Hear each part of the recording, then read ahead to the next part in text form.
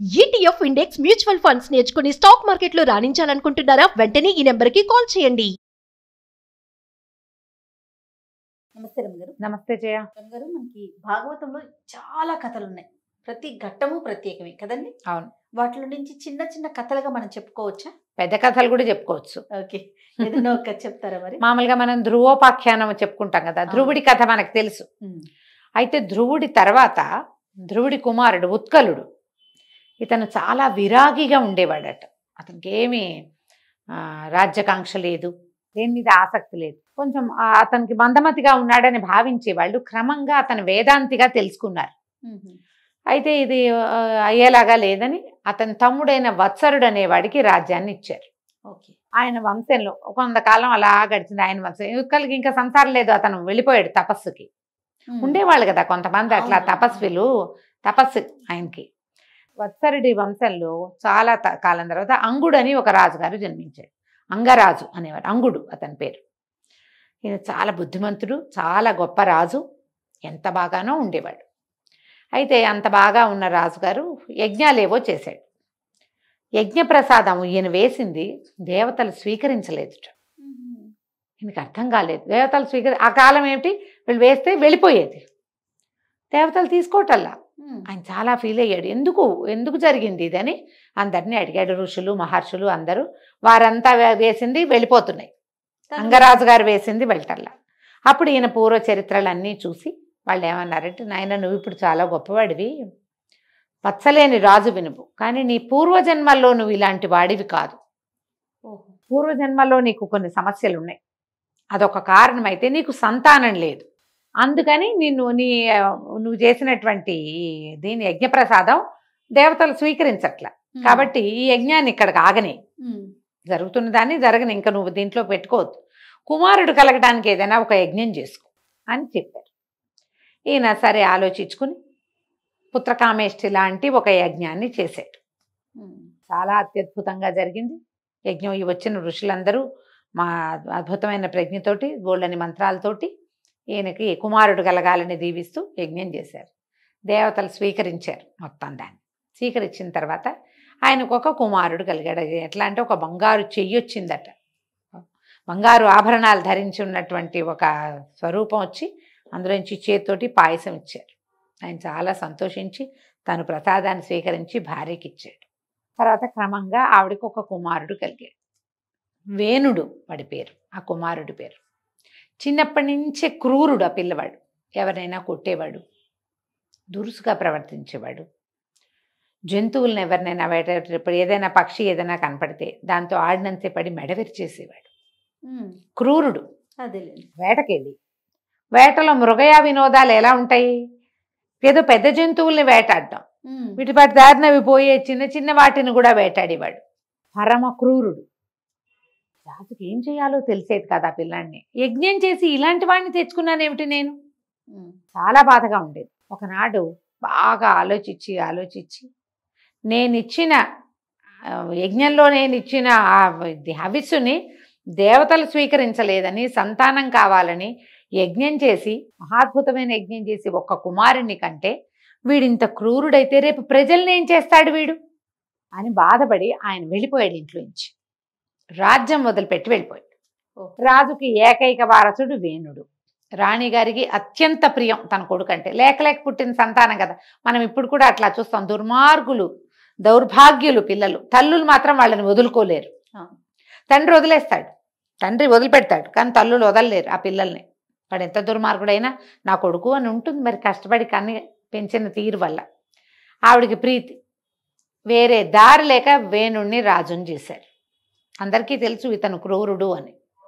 క్రమంగా ఇతను యజ్ఞం యాగం అనిపించేశాడు. వాడిని ఏమన్నా పిలుస్తారంటే ఆ దేవుడికి ఎందుకు ఇస్తారు, నా కోసం చేయండి యజ్ఞం, నేను కదా రాజుని, నేను మీకు అన్నం పెట్టేవాడిని, ఈ భూమండలానికి రాజు నేను, ఇలా తిరుక్కునేవాడు. ఈ ప్రజలకి అతనంటే చాలా విసుగు పుట్టింది, కానీ ఏమీ చేయలేని ఒక స్థితి. అయితే ఋషులని అవమానించాడు. ఆ ఋషులు ఎవరు, ఇతన్ని పుట్టడానికి కారణమైన వాళ్ళు. అతని దుర్మార్గపు ఆ ధోరణిని సహించలేక మృత్యుదేవతని ఆవాహన చేస్తే మృత్యువు వేణుణ్ణి తీసుకెళ్ళిపోయింది. వేణుడి శరీరం పడిపోయింది. ఋషులు వాళ్ళ దారిని వాళ్ళు వెళ్ళిపోయారు. వేణుడు అలాగే ఉన్నాడు. ఆ రాణిగారు కుమారుడి మీద ఉన్న అత్యంత ప్రియతమమైన ధోరణితోటి అతన్ని ఉత్తర క్రియలు చేయించల. సంతానం లేదు వేణుడికి. ఆవిడ కొన్ని మంత్రశక్తులు ఉన్నాయి, కొంత తపస్సు ఉంది, ఆయుర్వేదంలో కొన్ని ఔషధాలు తెలుసు ఆమెకి. శరీరాన్ని పాడవకుండా ఉండేలాంటి ప్రక్రియ చేసి అట్టు పెట్టుకుంది. రాజ్యం అరాచకమైపోయింది. భూమి అరాచకమే. రాజు లేడు. లేకపోయేసరికి దారి దోపిడి దొంగలు వాళ్ళు ఊళ్ళ మీద పడ్డారు. ఈ దొంగలు ఈ సమస్యలన్నీ గమనించినటువంటి ఋషులు మళ్ళీ వచ్చినప్పుడు దొంగలు ఊళ్ళని దోచుకుని పోవటం. ఎందుకంటే రాజు లేడు, కంట్రోల్ లేదు. రాజు లేకపోతే అరాచకం అంటే అదే కదా. అరాచకంగా ఉందంటే పైన కంట్రోల్ చేసేవాడు లేకపోతే ఇలాగే అవుతుంది. అప్పుడు ఈ ఋషులు ఏమనుకున్నారు, వేణుడి తర్వాత ఎవరికైనా రాజ్యం రావాలి. వేణుడికి సంతానం లేదు. వాళ్ళకి తెలుసు మహారాణి సునీత ఈ కుమారుడి శరీరాన్ని విడిచిపెట్టలేదు అని. వాళ్ళు అందరూ మళ్ళీ రాజ్యానికి వచ్చారు. వచ్చి మంత్రశక్తులతోటి వేణుడి శరీరాన్ని తీసి బయటపెట్టి ఆమెను ఒప్పించి, ఇతని వల్ల మళ్ళీ సంతానం అంటే కుమారులు కలిగే ఒక విధానం ఉంది, అది మేము చేస్తామన్నారు. అతను యజ్ఞప్రసాదంగా పుట్టినవాడు. తొడని చిలికారట. చిలికితే అందులోంచి ఒక నల్లని వాడు వేణుడి తాలూకు దుర్మార్గానికి స్వరూపంగా ఉన్నటువంటి ఒక కుమారుడు కలిగాడు. నిషాదుడని పేరు పెట్టారు. వాడు కేవలము ఇతని క్రూర ప్రవృత్తికి నిదర్శనం వాడు. అయితే ఈ కుమారుణ్ణి ఏం చేశారు, నిషాదుడని పేరు పెట్టి వాడిని వదిలిపెట్టేశారు. అతన్ని రాజ్యానికి రాజుని చేయలే. అతని వంశం వాళ్ళే నిషాదులు, బోయలు వాళ్ళు బహుశా అయ్యుండొచ్చు. నిషాదులు అంటే తెలుగులో అర్థం బోయలు అని. క్రూర ప్రవృత్తి కలిగిన వాళ్ళు. అప్పుడు ఉండేది, ఇప్పుడు ఏమున్నారో మనకు అవంతా తెలియదు. ఇప్పుడు మారిపోయింది కదా సమాజం. ఇది కృతయుగం నాటి కథ కదా. నిషాదుని వదిలిపెట్టి తర్వాత అతని కుడి ఎడమ భుజాలు మధించారట. ఒక భుజంలో నుంచి ఒక కుమారుడు, రెండవ భుజంలో నుంచి ఒక కుమార్తె జన్మించారు. అప్పుడు ఒకళ్ళు నారాయణ స్వరూపము, నారాయణాంశతో జన్మించాడు. ఇతను ఎట్లా పుట్టాడు, యజ్ఞప్రసాదంగా పుట్టినవాడు. అతనికి క్రూర ప్రవృత్తి ఎందుకుందో, అతని కర్మానుభవం ఏమిటో, తండ్రి యొక్క కర్మానుభవం ఏమిటో, ఆ రాజ్యంతా రాజ్యలక్ష్మి యొక్క కర్మానుభవం వల్ల ఇట్లా క్రూరుడైన రాజు వచ్చాడు. కానీ అతని భుజం నుంచి మాత్రం నారాయణాంశతోటి కుమారుడు, రెండో భుజం నుంచి లక్ష్మీ అమ్మవారి అంశతోటి కుమార్తె జన్మించారు. ఇతనికి పృథువు అని పేరు పెట్టారు. ఈ రెండవ చేతి నుంచి జన్మించిన ఆమె అర్చిష్మ అని కూడా ఒక చోట కనపడుతుంది. ఈ అర్చిని ఈ పృథువుకి ఇచ్చి వివాహం చేశారు. వాళ్ళిద్దరూ నారాయణాంశతో ఒకరు, లక్ష్మీ అంశతో ఒకరు జన్మించారు. తర్వాత పృథువు ఈ భూమండలానికి రాజు అయ్యాడు. రాజు అయిన తర్వాత అతన్ని పట్టాభిషేకం చేసినప్పుడు ఒక్కొక్కళ్ళు ఒక్కొక్క శక్తి చొప్పున ఇచ్చారు. ఇంద్రుడు, వరుణుడు, ఇట్లా అష్టదిక్పాలకులు అందరూ, దేవతలందరూ ఎన్నో రకాల ఆయుధాలని, ఆభరణాలని ఎన్ని విధాలో ఇచ్చి నారాయణాంశతో జన్మించాడు. పైగా అయోనిజుడు, భార్య అయోనిజే. ఈ ప్రత్యేకంగా పృథువుని చక్రవర్తిని చేశారు. చేసిన తర్వాత ఆయనకి ఏం తెలిసిందంటే, ఈ భూమండలానికి రాజుగా ఉన్నాడు ఆయన. భూమి ఏమీ పండేవి కాదు, ఊసర క్షేత్రంగా ఉండేది. ప్రజలు అల్లాడిపోయేవారు. భూమిలోంచి పంటలు గింటలు వచ్చేవి కాదు. లేవా అంటే ఉన్నాయి. ఎందుకంటే ఈయనకి ఇచ్చినట్టే భూమిని సృష్టించినప్పుడు కూడా భగవంతుడు ఎన్నో ఇచ్చాడు ఆమెకి. ఔషధులు అవన్నీ కూడా భూమిలో ఉన్నాయి. అవన్నీ మీ దిగమింగేసింది ఆవిడ, లోపలికి బయటికి రానివ్వటల్లా. అయితే ఈయన ఈ భూమిని పట్టుకోవాలనుకున్నాడు. ఎప్పుడైతే పృథువికి ఆ రకమైన ఆలోచన వచ్చిందో భూమి ఒక గోవుగా మారి పరిగెత్తిందట. భూమి మీదే స్వరూపం ఆమె యొక్క ఆత్మ అందులోకి ఆవుగా మారి పరుగులు పెట్టింది. ఈయనకు అందల. ఈయన ఏం చేశాడు, ఆ ఆవుని కొట్టడానికి ధనస్సు విల్లు ఎక్కుపెట్టి వెనకాల పడ్డాడు. ఎక్కడెక్కడెక్కడెక్కడెక్కడికో తిరిగిందట ఆవు స్వరూపంలో. ఎక్కడికి తిరిగినా ఆయన వదిలిపెట్టల. పట్టుకున్నాడు. పట్టుకుని, నీకు ఇచ్చింది నువ్వు ప్రజలకి తిరిగి ఇవ్వటం లేదు, నిన్ను శిక్షించాలి నేను అంటే ప్రార్థించింది. నువ్వే కదా నారాయణుడిగా ఉండి నన్ను బురదలో నుంచి పైకి తీసుకొచ్చావు. హిరణ్యాక్షుడు నన్ను సముద్రంలోకి తొక్కేస్తే నువ్వు తీసుకొచ్చావు. ఇప్పుడు నువ్వే నన్ను కొడతావా, ఇలా ఎక్కుపెట్టి వచ్చావు నా వెనకాల, నేనేం చేయను? ఈ పరిపాలించిన వాళ్ళందరూ దుర్మార్గులు, దౌర్భాగ్యులు. ఆ హింస భరించలేక నేను అన్ని ఔషధుల్ని నాలోనే దాచుకున్నాను. నా వల్ల కాదు. నువ్వు ఇప్పుడు శిక్షిస్తానంటున్నావు కాబట్టి నీకు ఒక మార్గం చెప్తా. నేను గోరూపంలో ఉన్నాను ఇప్పుడు. నా నుంచి పాలని తీసుకోవచ్చు ఎన్ని కావాలంటే అన్ని, కానీ నాకు ఒక్క దూడ కావాలి. ఆవు నుంచి పాలు ఎప్పుడు వస్తాయి? మొదట దూడ కనపడాలి. దూడ పాత్ర రెండు ఉండాలి. దూడ ఉండాలి, పాలని తీసేందుకు సరైన పాత్ర ఉండాలి. అప్పుడు నేను ఎవరు ఏది తీసుకోవాలనుకుంటే అది నేను ఇస్తాను పాల రూపంలో. అప్పుడు ఈయన ఏం చేశాడు? పృథువు మనువుని దూడగా చేసి పాలు తీసాడు. ఆయన తనకి కావలసిన భూమండలానికి కావలసినటువంటి ఔషధులని ఇట్లా తీసుకున్నాడు. అప్పుడు ప్రచారం చేశాడు, అందరికీ చెప్పాడు, మీరు ఎవరెవరు ఏం కావాలన్నా ఒక దూడ ఒక పాత్రను తీసుకుని రండి, భూమి మీకు అన్నీ ఇస్తుంది అని. అట్లా ఎంతమందో పర్వతాలు కానీ, చెట్లు, తర్వాత దేవతలు, కిన్నరులు, కింపురుషులు, గంధర్వులు, సమస్తమైన వాళ్ళు, ఆఖరికి సర్పాలు కూడా విషాన్ని భూమి నుంచే తీసుకున్నారట వాళ్ళు.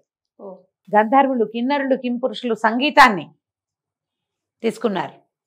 అట్లా ఒక్కొక్కళ్ళు ఒక్కొక్క దూడని చేసి, దూడని చూపించాలి, దూడని చూపించి అప్పుడు పాత్రని, సరైన పాత్రని తెచ్చుకుని ప్రతి వాళ్ళు కూడా, దీనికి పెద్ద వివరం ఉంది, ఒక 2 పేజీల లిస్టు చెప్తారు. ఈయన ఏం చేశాడు? మనువుని దూడగా చేసి భూమిని పితికి, ఈ ఆవుని పితికి, ఈ పాలన్నీ, ఇక పాలతోటే మనకు ఉన్నవన్నీ సరిచేశాడు. భూమి మీద ఉన్నవన్నీ పృథు చక్రవర్తి ఇచ్చినవే. ఔషధాలు ఎన్నున్నాయి, తర్వాత ఖనిజాలు, అవన్నీ కూడా పృథు చక్రవర్తే తీసుకున్నాడు, బయటికి వెలువరిచాడనమాట. భూమి తవ్వితే నీరు పడుతుంది, తవ్వితే లోహం పడుతుంది, తవ్వితే ఖనిజం పడుతుంది, ఏదైనా చేయొచ్చు దాంతో. అట్లా ఒక్కొక్కళ్ళు ఒక్కొక్కటి చొప్పున తీసుకున్నారు. ఇట్లా ఈయన ఏం చేశాడంటే భూమిని తన పుత్రికగా భావించి ఆమెని పృథ్విని చేశాడు. ఆ పృథ్వీ పేరు పృథు చక్రవర్తి మీద నుంచే వచ్చింది. ఈయనకి కుమార్తెగా ఒక దశలో భార్యగా కూడా చూపిస్తారు. ఈయన నారాయణాంశ, భూదేవి నారాయణాంశ, నారాయణుని యొక్క భార్య కాబట్టి భార్యగానుంది, కుమార్తెగా స్వీకరించి ఆమెకి పృథివీ అని పేరు పెట్టాడు. పృథ్వీలో భూమి మీద పడిన గుట్టల్ని ఆయన ఏం చేశాడట? పర్వతాగ్రాలు, శిఖరాగ్రాలని పడగొట్టి ఆ గుంటలన్నీ చేసి, ఈ ముందున్నటువంటి పాలకుల దుర్మార్గాల వల్ల చెడిపోయిన ఈ భూమిని అన్ని విధాలా బాగు చేశాడు, సస్యశ్యామలం చేశాడు పృథు చక్రవర్తి. భూమికి పండే గుణాన్ని ఇచ్చాడు. భూమికి మనం ఏదైనా ఇస్తేనే వస్తాయి, ఏది ఇచ్చినా ఆ స్వరూపంలో రాదు, ఇంకో రూపంలో వస్తుంది. ఏదైనా ఇచ్చి తీసుకోవచ్చు. గింజ ఇచ్చాం, మొక్క వస్తుంది. గింజ బాధ పెడితే గింజ వస్తుందా? రాదు, రూపం మార్చేసుకుంటుంది. భూమి మీద పడితే దాని రూపం మారిపోతుంది. అట్లా ఆ భూమిని పితికి, ఈ పృథువు ఎక్కడి నుంచి పుట్టాడు? వేణుని భుజం అందించగా పుట్టినవాడు. తండ్రిగా చెప్పబడిన వేణుడు పరమ దుర్మార్గుడు. ఎంత ప్రత్యేకంగా కనపడతాయి. ఈ పృథు చక్రవర్తి కథ చూడు ఎంత బాగుంది. ఒక రాజైన వాడు మన ప్రజల కోసం ఎంత చెయ్యొచ్చు, ఏం చెయ్యొచ్చు, ఎంత చెయ్యొచ్చు, ఎంత చెయ్యాలి, దానిని నిరూపించిన వాడు పృథు చక్రవర్తి. ఆయనకి పెంపకం ఏముంది? తండ్రి సరైన వాడు కానే కాదు. దీనికి పూర్వగాథ ఇంకోటి ఏం చెప్తారంటే, సునీత ఉంది కదా, సునీతి అంటారు. ఈ వేణుడి తల్లి, ఆవిడ మూర్ఖుడైన కుమారుణ్ణి కనమని శాపం పొంది, అంగరాజుకి కూడా మూర్ఖ కుమారుడే కలుగుతాడని తెలుసుకుని, సరైన వాడు ఒక సంతానమే లేదు ఆయనకని వెళ్ళి అంగరాజును పెళ్లి చేసుకుంది. ఆయన ఏం చేశాడు? యజ్ఞం చేసి కుమారుణ్ణి కన్నాడు. ఆవిడ కుమారుల నుంచి తప్పించుకుందాం అనుకుంది, యజ్ఞం చేశాడు కుమారుల కోసం. ముందు పిల్లలు లేరు కదా, ఈ పిల్లవాడు పుట్టాడు, ఈ వేణుడు. ఆమె శాపము ఆయన కర్మానుభవము కలిసి వేణుడయ్యాడు, రెండు కలిసి వేణుడయ్యాడు. కానీ వేణుడి వల్ల ప్రపంచానికి పృథు చక్రవర్తి లభించాడు. పృథ అని పేరు పెట్టుకుంటారు చాలా మంది. ఆ పృథ, కుంతీదేవిని పృథ అని పేరుంది ఆవిడికి. కుంతి ఒరిజినల్ పేరు పృథే.